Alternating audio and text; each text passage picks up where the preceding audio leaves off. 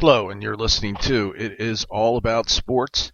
And I'm Scott, your host again for this week's podcast. And today we'll be talking about one of my favorite baseball players of all time, Babe Ruth. There was an article that came out on our site this week. And it was Babe Ruth, how would he compare to today's stars? And this is going to be an audio version with me ad-libbing a little bit and also addressing some comments that we had on our Facebook page about the Babe. And so here we go. Without further ado, Babe was most definitely the greatest player of his generation. There is probably no one that would dispute that. Not only did he start his career as a pitcher, he was a dominant pitcher. He led the Boston Red Sox to World Series championships in 1915. 1915 with an 18-8 record, and in 1916 with a 21-12 record with 9 shutouts. That's pretty amazing. That season, he faced the great Walter Johnson 5 times and went 4-1. And in 1918, the Red Sox won their third championship with Ruth in the starting rotation. He was not just a pitcher, but he was considered the best left-handed pitcher in baseball at the time. At the time, he was beginning to gain some notoriety for some of his long home runs during the games he pitched. He batted ninth as pitchers do and did not hit very much. When he got into the one, it went a long way. But in 1918, he wanted to play every day instead of every fourth day. But the Sox didn't want to risk it. Why should they? They won 3 World Series championships in 4 years with him as a starter. Imagine a team today winning 3 World Championships in 4 years and then making their ace starter at first baseman. Not likely to happen. In 1919, the Sox finally relented and put Ruth at first base. He became a sensation with his long home runs.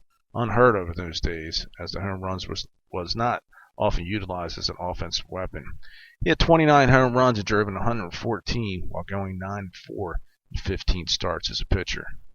In 1920, he was sold to the New York Yankees, who made him a full-time player. He rarely pitched for the Yankees and ended his career with a 96 and 45 record as a pitcher. He had continued on as a pitcher, he likely would have won 300 games and been a Hall of Famer, which he was a Hall of Famer anyway, but he would have been a Hall of Fame pitcher.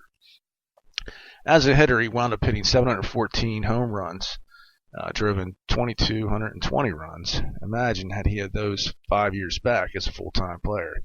He most likely would have come close to 900 home runs, and he averaged about 35 during his playing career. In his first 13 years with the Yankees, he hit less than 35 only one time, and that was when he hit 25 in 1925 in only 98 games. In the movie The Natural, the main character strikes out at a player who was based on Babe Ruth at a carnival. In reality, Babe Ruth was closer to being Roy Hobbs than he was the Whammer. There was nothing he could not do on a baseball diamond. His lifetime batting average was .342 and his slugging percentage was .690. How would Ruth do today if he played in today's game? That's a great question. It's difficult to compare teams and players in different eras. For example, in Ruth's day, there were only 12 teams in the major leagues. Today there are 30 teams. So one would have to assume that to play in a big league as a player back then, you'd have to be really great. But there was also some minority players and very few foreign players, so the pool of talent was much smaller. Would Ruth have put up the numbers as gaudy as he did then, as he could today, if he had to face some of the great Negro pitchers from the Negro leagues of that era? Not so sure about it, but that's something we'll never know. Plus, starting pitchers, you normally pitch the entire game unless they were completely shelled.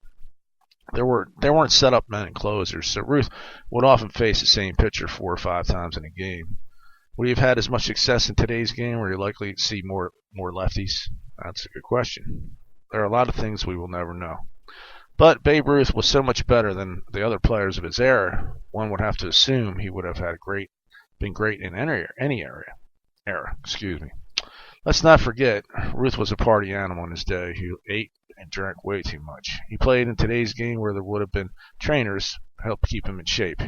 He may have not been completely dominated, but he would have still been a great player. But Ruth came along when he did, and it's certain that he made the game of baseball the national pastime. Baseball was in a lot of trouble after the 1919 Black Sox scandal. Ruth gave people a reason to care about baseball again. He brought the long ball into the game. Before Ruth, baseball had been about hitting and finding a hole. It was said that a veteran player once told Ruth that a home run was an abomination and that the object of the game was to hit 'em where they ain't. And Ruth replied, "They ain't playing over the fences, are they? That's where I hit 'em." Whether that conversation actually took place or not is irrelevant. That point is it could have. Many people claim that he called his shot in 1932 World Series when he pointed to center field at Wrigley Field and then bashed a home run over the center field wall. This is stuff of legend. Babe Ruth was the greatest player of his generation, and many believe he is still the greatest ever to this day. It's hard to disagree.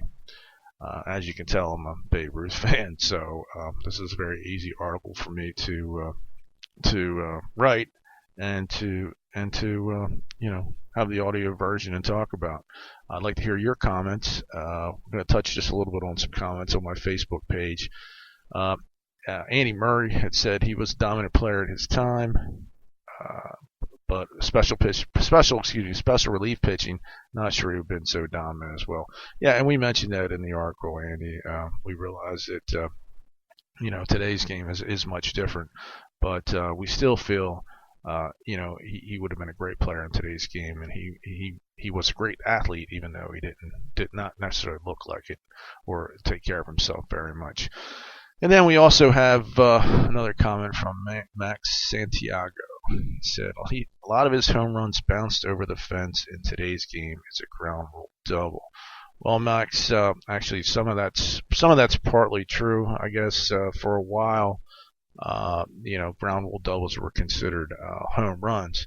But it's really hard to say how many of those were Babe Ruth's home runs. Most he was known for hitting the long ball monster shots, not necessarily bouncing over the fence. That's how his legend was made. And besides, back then there was a lot of crazy, screwy rules. It was said that he lost more home runs than he ever got from a ball bouncing over the fence. And that's because they had a lot of screwy rules, like I said.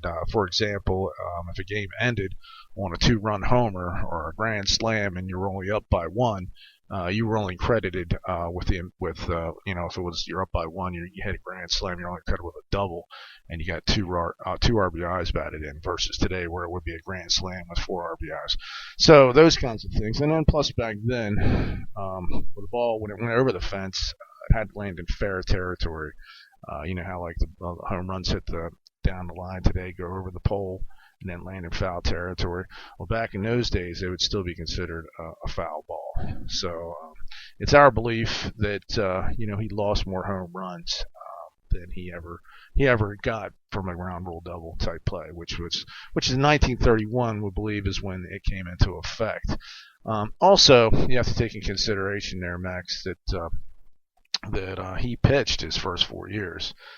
Really almost 5 years, and he didn't really play full time until really his 5th year, sometime into his 5th year. So just think about how many home runs he could have had. And in our article, we said we think he might have had 900 home runs if he had played full time all the time. And then also considered, they didn't play as many games back then. So, but thanks for commenting, and if anybody else has anything that they'd like to add to this, please visit our site, visit our Facebook page, comment, sign up for our newsletter, get our ebook. Like to hear from you. We love talking about sports, and this is all we're going to talk about today. Next time, which will probably be tomorrow, which will be Sunday. This is Saturday, February 8th. Tomorrow we're going to do another little podcast about Richard Petty, the king of NASCAR. So I am out. Have a good night, and see you next time. Bye.